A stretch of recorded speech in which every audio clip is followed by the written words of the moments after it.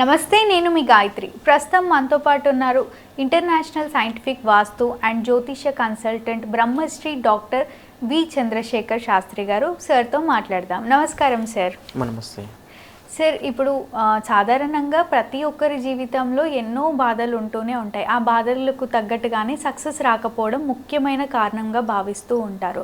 So ప్రతి ఒక్కరికి success లేక, అంటే ఎదుగుదల లేక ఎన్నో ఇబ్బందులు పడుతూ ఉంటారు. ఇప్పుడు ముందుగా కన్యరాశి వారి గురించి మాట్లాడుకుందాం. కన్యరాశి వారి గుణాలు ఎలా ఉంటాయి, వీరి బలాలు బలహీనతలు ఏంటి, వీరికి లైఫ్లో బాగా సక్సెస్ రావాలి అంటే అసలు ఎలాంటి పరిష్కారం మీరు సజెస్ట్ చేస్తారు?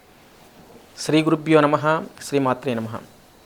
సాధారణంగా కన్యారాశి అంటే కన్యారాశికి అధిపతి బుధుడు. అంటే ఇక్కడ మనకి ఇంతకుముందు మిథున రాశికి కూడా అధిపతి బుధుడే. అంటే కొన్ని రాశులకి ఏంటంటే ఇద్దరిద్దరు అధిపతులు ఉంటారు. ఇందులో ఇప్పుడు కన్యారాశికి బుధుడు అధిపతి. రెండోటి ఏంటంటే ఈ యొక్క కన్యారాశి వాళ్ళ యొక్క తత్వం ఏంటిదంటే భూతత్వం. భూతత్వము ఈ రాశి ద్విస్వభావ రాశి. భూతత్వం అంటే తత్వం అంటే భూతత్వం అంటే వాళ్ళకి ఓపిక ఎక్కువ. అంటే భూమికి ఎంత ఓపిక ఉంటుంది, మనం భూమి మీద ఏం చేసినా భూమి మనకి మిమ్మల్ని తిడుతుందా కొడుతుందా ఏమనట్లేదు కదా. దాని మీద అన్ని రకాల పనులు చేస్తున్నాం మనం. తప్పు చేస్తున్నాము, ఒప్పు చేస్తున్నాము, మలమూత్ర విసర్జన చేస్తున్నాము, అయినా భూమాతకి అంత ఓపిక ఉంటుంది. అట్లాగే వీళ్ళకి ఈ రాశి వాళ్ళకి కూడా అలాంటి స్వభావం అని చెప్తున్నాం. కానీ అందరికి అదే స్వభావం ఉండదు. కాకపోతే ఆ యొక్క రాశి యొక్క లక్షణం అంతే, అది దాని యొక్క స్వభావం. ఇంకోటి ఏంటంటే వీళ్ళ గుణాల విషయంకి వచ్చేసరికి చాలా క్రమశిక్షణ ఉంటుంది వీళ్ళకి, డిసిప్లిన్, విపరీతమైనటువంటి డిసిప్లిన్ వీళ్ళు ప్రవర్తిస్తారు ఒకటి. రెండవది ఏంటంటే వీళ్ళలో విశ్లేషణాత్మకమైనటువంటి ఒక ఆలోచనలు ఉంటాయి. చాలా దాన్ని విశ్లేషణ చేస్తారు, అంటే డెప్త్గా ఆలోచిస్తారు. ఇది ఎంతవరకు వాస్తవము, ఎంతవరకు అవాస్తవము, పూర్తి దాని డేటా అనేది తీసుకునేటటువంటి స్వభావం వీళ్ళలో ఉంటుంది అన్నమాట, ముఖ్యంగా చెప్పాలండి. ఇంకోటి ఏంటంటే వీళ్ళకి పరిశుభ్రత విషయంలో చాలా స్ట్రిక్ట్గా ఉంటారు. పొరపాటున కూడా ఒక ఆఫీస్లో ఒక కన్యారాశి వ్యక్తి ఉన్నాడు అనుకోండి, ఎగ్జాంపుల్, ఆఫీస్లో ఎక్కడ ఏ చిన్న చెత్త పడ్డా, ఒక పేపర్ ముక్క పడ్డా, ఏంటండి మీ పక్కన అది వేసుకున్నారేంటి, చెత్త వేసుకున్నారు, పేపర్లు, వేస్ట్ పేపర్లు డస్ట్బిన్లో వేయరా అంటారు వాళ్ళు. అంటే వాళ్ళ స్వభావం అంతే అది. అంటే వాళ్ళకి చెప్పాలా వద్దని ఆలోచించరు వాళ్ళు.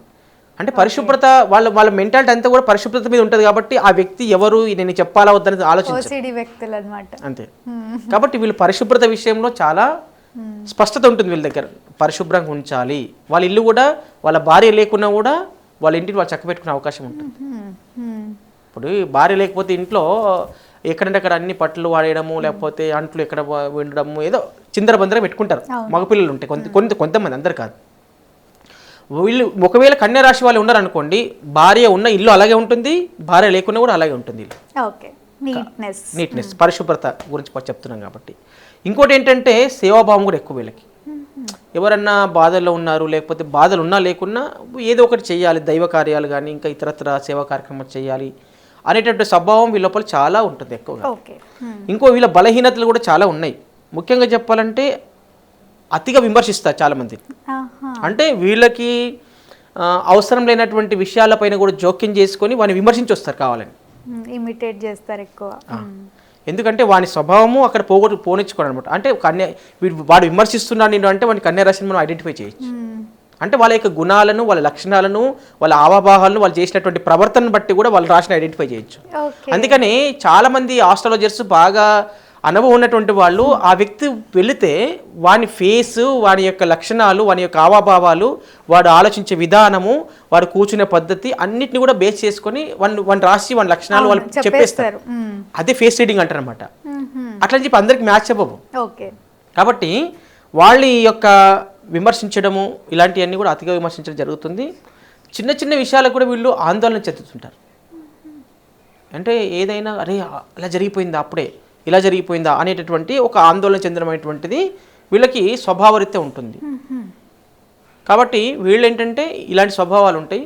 వీళ్ళు చాలామంది చెప్పేటువంటి ఆస్ట్రాలజర్స్ ఏంటంటే కన్యారాశి అంటే బుధుడధిపతి అంటే ఇమ్మీడియట్లీ మీరు ఏం ధరించాలని చెప్తారు, బుధునికి పచ్చ ధరించాలని చెప్తారు. ఇలాంటి పచ్చలు ధరించమని చెప్తారు. ఈ పచ్చ ఏంటంటే బుధుని యాక్టివేషన్ చేస్తుంది.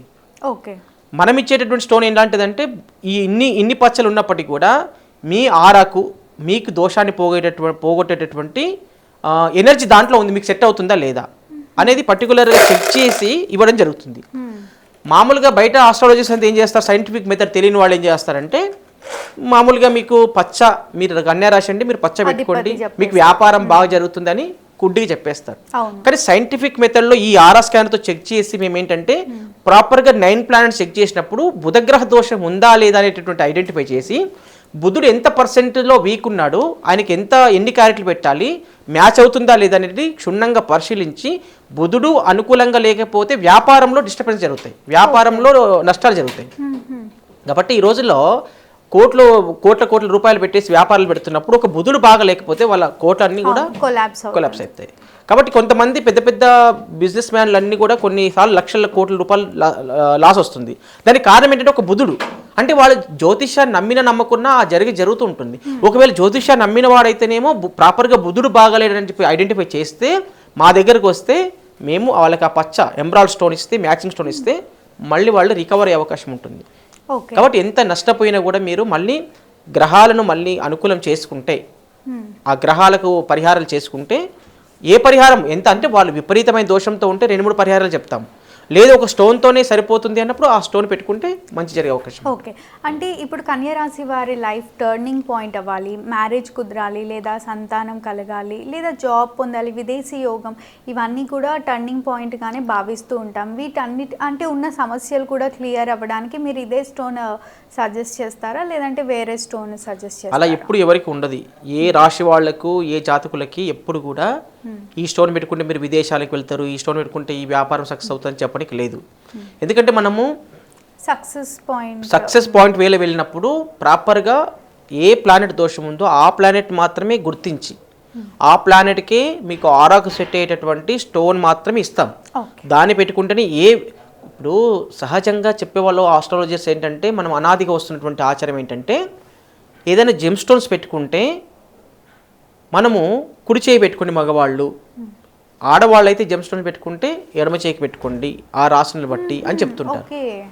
కానీ ఇక్కడ ఏంటంటే మనము సైంటిఫిక్గా ప్రూవ్ చేస్తున్న విషయం ఏంటంటే ఈ యొక్క జెమ్ స్టోను వాళ్ళకు అవసరమున్న స్టోన్ అయినప్పటికీ కూడా ఎడమ చేయికి పనిచేస్తుందా, కుడి చేయికి పనిచేస్తుందా, వాళ్ళు ఆడవాళ్ళైనా మగవాళ్ళైనా ఎవరైనా పర్వాలేదు. ఆడవాళ్ళకైతే పర్మనెంట్గా ఎడమ చేయికి అనేది రూల్ లేదు ఇక్కడ. అంటే ప్రాపర్గా ఆ వేలుకు నిజంగా పెడితే వీళ్ళకు ఆ బుధుడు యాక్టివేషన్ అవుతుందా లేదా, యాక్టివేషన్ అవుతేనే ఆ వేలుకు పెట్టుకోవాలి, ఆ చేతికి పెట్టుకోవాలి. యాక్టివేషన్ కాకపోతే ఉపయోగం ఏముంది? మీకు ఇప్పుడు ఒక విటమిన్ లోపం ఉందని చెప్పేసి మీకు డాక్టర్ గారు ట్యాబ్లెట్ ఇచ్చాడు, ఆ ట్యాబ్లెట్ ఆ విటమిన్కు పనిచేస్తే మీరు అది వేసుకోవడం వల్ల ఆ విటమిన్ మళ్ళీ పడుతుంటుంది. ఆ విటమిన్ వేసుకోండి అని చెప్తాడు, దాని ఫార్ములా వేరు ఉంటుంది, అప్పుడు ఏముంటుంది?